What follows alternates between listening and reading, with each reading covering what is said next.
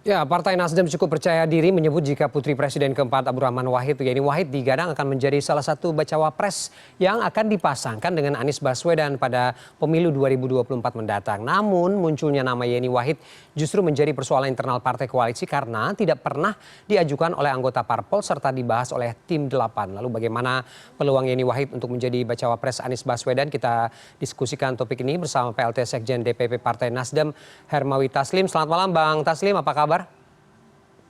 Selamat malam, baik, sehat. Ya, terima kasih Bang sudah bergabung. Gini, tadi Mbak Yeni sudah mengatakan membuka diri dan disampaikan juga memiliki kedekatan khusus dengan Pak Anies. Gus Coy juga bilang bahwa bisa menutup kemenangan di Jawa Tengah dan Jawa Timur. Tapi kemudian anggota parpol tidak mengusulkan dan tidak bisa dibahas di tim 8. Menjawab ini bagaimana Bang? Apa yang terjadi sebenarnya? Ya, jadi saya sudah ikuti semua pemberitaan itu. Mbak Yeni yang kita kenal seperti biasa, cerdas dan terbuka.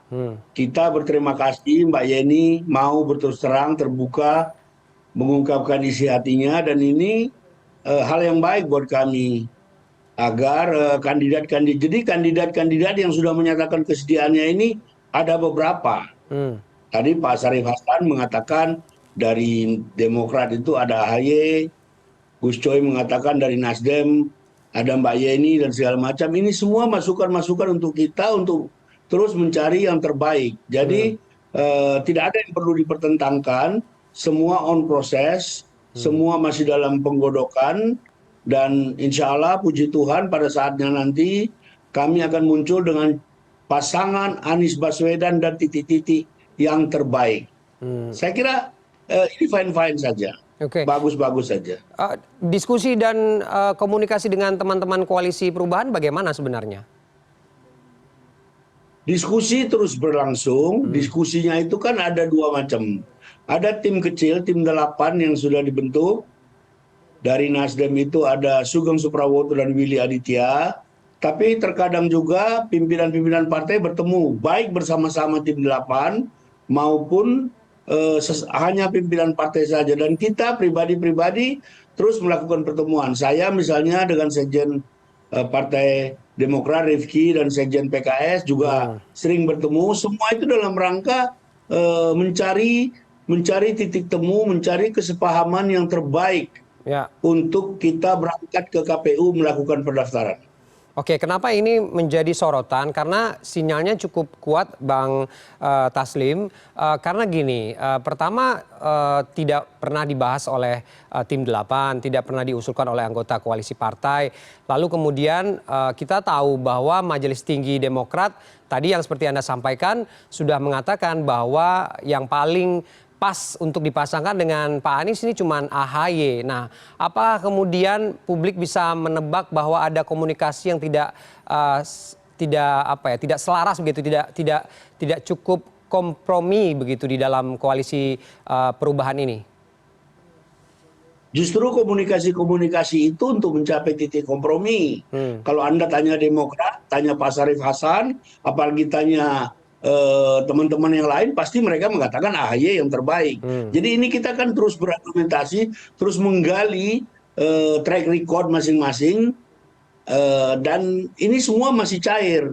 Tidak ada yang perlu dipertentangkan karena ini belum final. Toh juga pendaftaran belum dibuka.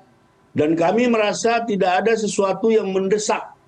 Tidak ada satu hal yang mendesak untuk kami segera mendaftarkan, menetapkan cawapres kami. Karena capres kami lah yang pertama sejak 3 Oktober ketika orang lain belum apa-apa, kita sudah menetapkan capres. Jadi biar saja ini berjalan secara alami. Dan diskusi-diskusi yang ada sekarang ini malah dinamis dan baik. Relasi kita antar partai juga baik. Kita tetap saling percaya. Anda bisa lihat bagaimana Demokrat menerima partai lain, bagaimana Pak Surya Paloh menerima yang lain. Kita karena koalisi ini kita bangun di atas basis saling percaya, kita fine-fine aja.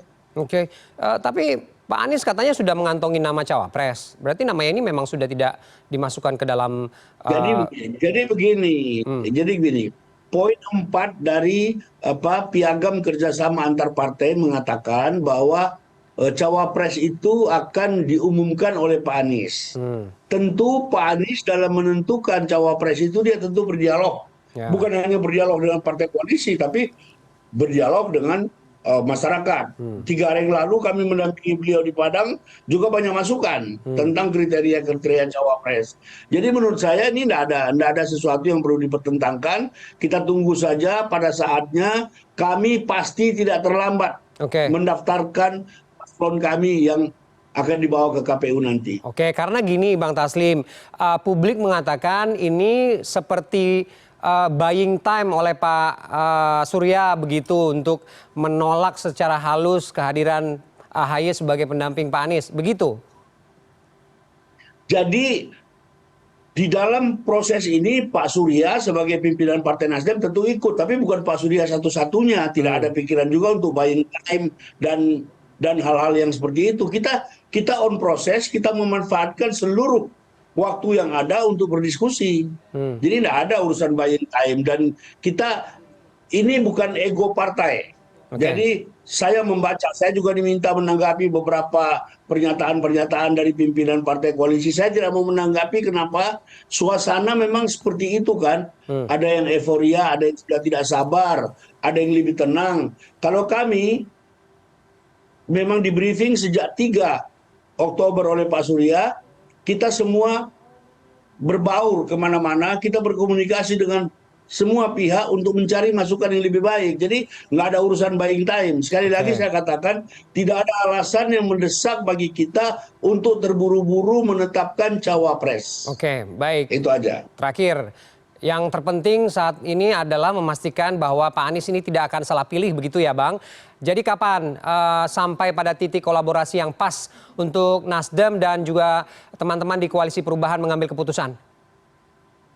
Jadi pada saat yang tepat, kapan itu yang jelas pasti sebelum pendaftaran di KPU ditutup. Pak Anies juga pasti tidak sendiri, beliau kan mendengar dan mendengar. Kemarin di Padang, kemarin lagi di Bandung, sekarang ada di Situbondo, itu bagian dari Anies Baswedan mendengar rakyat untuk memilih yang terbaik. Saya kira begitu. Oke, baik. Kita tunggu bagaimana nanti apakah benar ini adalah keputusan dari koalisi partai dan juga tim 8 seperti yang Anda sampaikan tadi bahwa semua peluang masih terbuka dan situasinya juga masih cair. Kita tunggu seperti apa nanti sebelum ramai-ramai ke KPU ya, Bang Taslim ya, untuk mendaftar. Terima kasih. PLT Sekjen DPP Partai Nasdem Hermawi Taslim sudah bergabung dengan KPT malam ini.